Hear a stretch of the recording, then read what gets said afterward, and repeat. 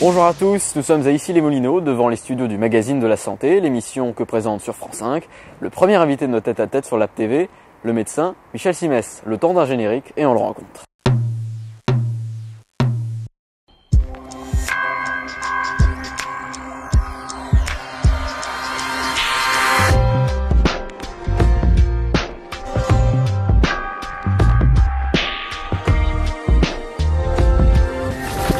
Alors on parle beaucoup de vocation de médecin. Est-ce que c'était le cas pour vous? Pas du tout. Alors moi, j'ai pas eu du tout la vocation. D'abord, j'étais un élève très moyen, assez besogneux. J'avais un peu de mal à passer de classe en classe. Et en terminale D à l'époque, c'est-à-dire en terminale sciences nat, il y avait C et D. En D, je faisais beaucoup de sciences nat et ça me plaisait. Et puis je me suis dit, tiens, le métier de médecin serait peut-être pas mal. Le prestige m'attirait aussi, très franchement. Alors, quel souvenir gardez-vous de vos années d'internat?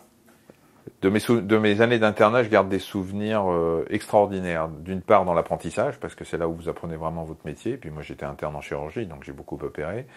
Et puis aussi la camaraderie, et puis les soirées de salle de garde. Moi j'avais une fonction assez particulière qui était patron de la salle de garde pendant 2 ans. Donc c'est moi qui organisais toutes les soirées, ce qu'on appelle les tenues, enfin toutes les choses qui sont un peu particulière dans les salles de garde pour qu'on se défoule un petit peu. Mais voilà, moi je garde 4 années, j'ai fait ça à Chartres, dans un hôpital de province, où quand on était nommé interne là-bas, on restait 4 ans, donc toujours avec les mêmes internes, les mêmes patrons, on passait de service en service. Il y avait vraiment une ambiance extraordinaire. J'ai passé 4 ans extraordinaires. Alors il y a une deuxième passion dans votre vie, c'est le journalisme. Alors comment est-ce qu'elle vous est venue? Par hasard, c'est-à-dire que pour aller à Chartres, je prenais ma voiture. J'avais 45 minutes de trajet, j'écoutais, c'était France Info qui démarrait à l'époque, et j'ai écouté la chronique santé de France Info. Quand je vous dis par hasard, ça c'est ce qui a déclenché le fait que pendant mes gardes, de temps en temps, j'écrivais des petites chroniques que j'avais chronométrées pour voir un peu ce que je pouvais faire. Mais ce qui n'est pas du hasard, c'est mon envie d'expliquer. J'ai toujours été passionné par l'explication aux patients. Je fais des petits dessins. J'aime beaucoup expliquer ce que je fais, ce que je dis, etc. Vous aviez écrit une BD d'ailleurs. J'avais écrit une BD. J'avais commencé par ça, écrire une BD sur le titre séreuse pour que quand j'expliquais le titre séreuse aux mamans qui venaient avec l'enfant, il fallait qu'elles l'expliquent au papa le soir. Alors je faisais des petits crobards sur les ordonnances. Et je me suis dit qu'autant financer une BD dans laquelle une page recto verso, elle pourrait expliquer ça à travers l'histoire d'un enfant. Et j'avais fait travailler un jeune dessinateur que j'avais financé. Et puis j'étais allé vendre à un laboratoire qui l'a acheté tout de suite et qui a distribué ça aux ORL. Donc si vous voulez, la conjonction de mon envie d'être pédagogue et le fait que France Info démarrait, ça m'a donné des idées de chronique. J'ai foutu ça dans un coin et puis je gagnais ma vie en faisant des rapatriements, des trucs sanitaires pour Europe Assistance, Elvia, etc. Et j'ai fini par rencontrer des journalistes à qui j'ai dit tiens, j'ai écrit des trucs, qu'est-ce que vous en pensez? Puis un jour Europe 2 m'a appelé. Alors, je crois savoir que pourtant vous ne raccrochez pas la blouse blanche pour autant, donc vous présentez le magazine de la santé, mais vous êtes toujours médecin, vous exercez toujours? J'exerce toujours, alors je ne dis pas quelle est ma spécialité, enfin j'évite de le dire, et dans quel hôpital je travaille pour pas que je reçoive tous les gens qui, après avoir vu tous les plus grands patrons français, pensent que je vais leur sauver la vie. Mais je travaille 2 matinées par semaine dans un hôpital parisien comme spécialiste. Ouais. Et c'est mon vrai métier. C'est votre vrai métier. Ouais. Vous avez une carte de presse? J'ai pas de carte de presse parce que quand j'ai commencé ce métier de présentateur à la radio, de chroniqueur à la radio, une association de journalistes de santé a porté plainte auprès du Conseil de l'Ordre en disant que comme j'avais pas ma carte de presse, j'avais pas le droit de parler à la radio. Donc ça fait 20 ans que je leur explique, que je leur montre qu'on peut le faire sans carte de presse, sans la carte du parti. Alors, quelle qualité pour être un bon médecin selon vous? La première qualité, c'est l'écoute et l'empathie. C'est-à-dire qu'il faut se mettre à la place du malade, bien écouter et comprendre, quelle que soit la pathologie, les problèmes que ça pose à son patient. La deuxième qualité fondamentale, c'est connaître la limite de ses compétences. Les médecins qui se croient plus forts qu'ils ne sont des médecins dangereux. Et il faut savoir passer la main, il faut savoir dire on ne sait pas. Il faut savoir prendre conseil auprès de ses confrères, il faut savoir adresser le malade à quelqu'un qui sait mieux que vous dans tel domaine. Et je crois que c'est les 2 principales qualités.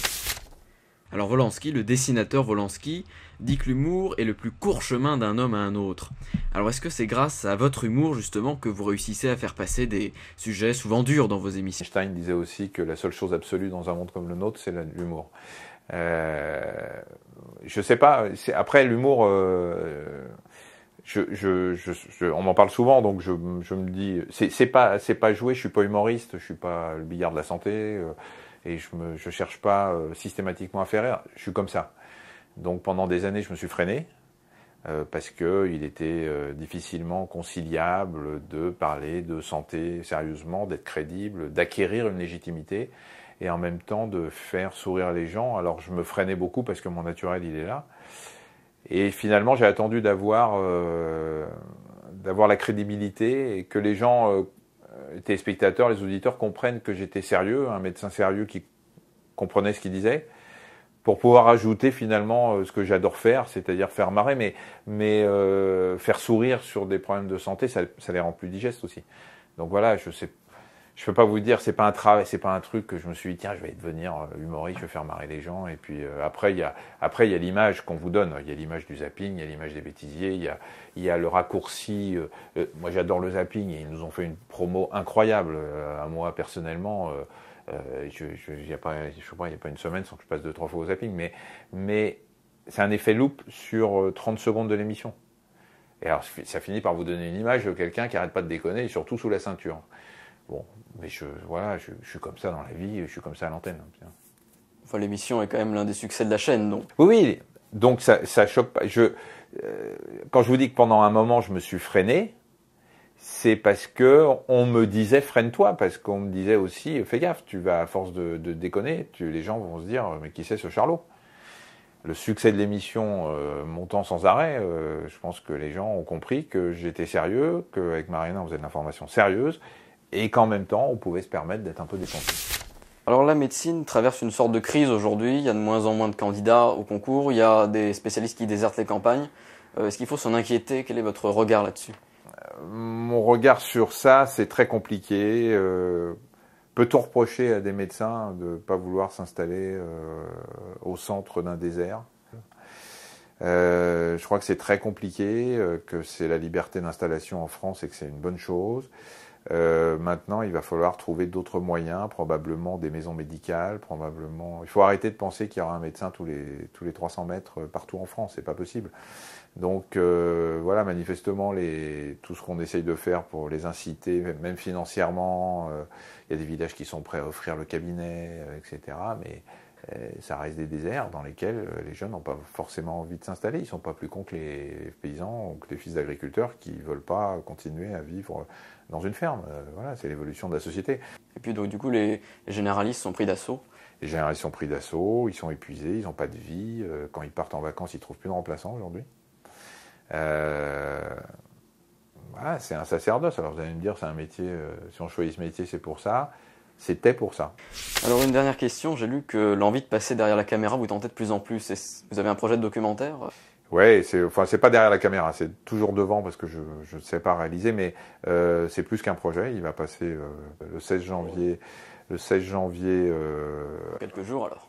Ouais, à 20h40 sur France 3. Il y a je crois un très beau doc qu'on a réalisé de 90 minutes sur toute l'histoire de la chirurgie du visage, mais de la greffe de face. Mais on est remonté jusqu'à la préhistoire. En fait, l'idée, c'était d'aller voir tous les pionniers qui ont permis aujourd'hui de faire de la greffe de face.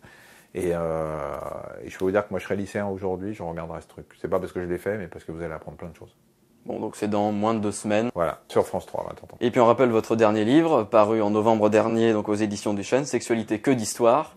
Tout est dans le titre. Alors en 2 mots, c'est la sexualité des célébrités. C'est la sexualité vue à travers des histoires de célébrités, mais qui nous permettent d'aller faire du médical. C'est-à-dire que quand on parle de la syphilis de François Ier, on parle des infections sexuellement transmissibles dans un chapitre après, ce qui permet aux gens de pouvoir acheter un bouquin pour répondre à leurs questions concernant leur trouble de la sexualité, sans donner l'impression à la caissière de la librairie que voilà, ils ont le problème qui est sur le titre. Vous achetez ça, c'est un alibi culturel, mais en même temps vous avez les réponses. Merci beaucoup Michel Simès d'avoir inauguré.